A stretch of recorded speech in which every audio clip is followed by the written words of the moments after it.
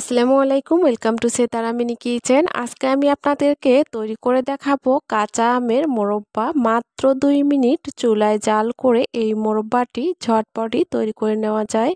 এই মোরব্বাটা তৈরি করতে কোনো প্রকার ঝামেলা ছাড়াই খুব সহজেই মোরব্বাটা তৈরি করে নেওয়া যায়। আপনারা চাইলে এভাবে করে খুব সহজেই মোরব্বাটা তৈরি করে নিতে পারেন। এর জন্য এখানে আমি 2টা বড় সাইজের আম কেটে নিয়েছি। খুব বেশি মোটা আবার খুব বেশি চিকন করে কাটিনি, আর খোসাগুলো একটু ডিপ করে কেটে নিতে হবে। আগে থেকেই চুলার উপরে পরিমাণ মতো পানি বসিয়ে ফুটিয়ে নিয়েছি। চুলার তাপটা হাই হিটে রেখে এই আমগুলো 2 মিনিট জাল করে নিতে হবে। এর বেশি জাল করা যাবে না, এতে করে আমগুলো ভেঙে যেতে পারে। আর 2 মিনিট হাই হিটে এগুলো জাল করে নেওয়ার পরে এখন একটা চামচ দিয়ে পানি ঝরিয়ে এই আমগুলো উঠিয়ে নিব। আপনারা চাইলে একটা স্ট্রেনারে আমগুলো ঢেলে নেওয়ার পরে পানি ঝরিয়ে নিতে পারেন।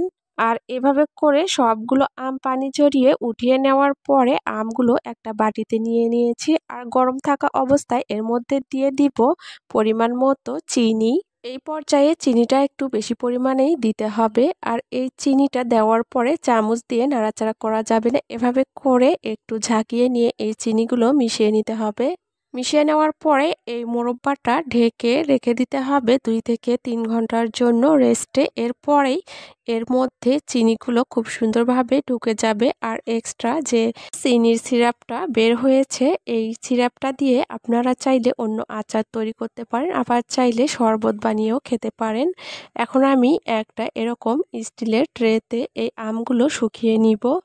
কড়া রোদে এই আমগুলো যদি শুকিয়ে নেওয়া হয় তাহলে 2 ঘন্টা শুকিয়ে নিলেই হবে। আমগুলো কড়া রোদে আমি 2 ঘন্টা শুকিয়ে নিয়েছি। আপনারা যদি কড়া রোদে না শুকান তাহলে 3 থেকে 4 ঘন্টা আমগুলো শুকিয়ে নিতে হবে।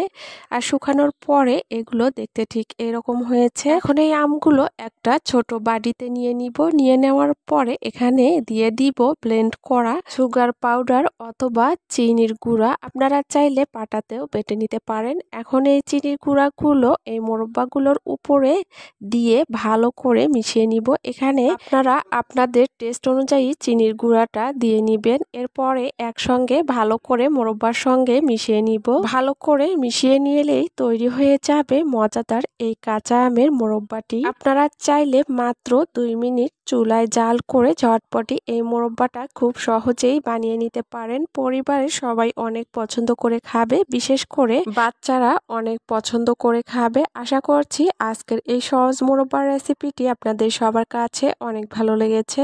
আজ এখানেই বিদায় নিচ্ছি। সবাই অনেক বেশি ভালো থাকবেন, সুস্থ থাকবেন। আল্লাহ হাফেজ।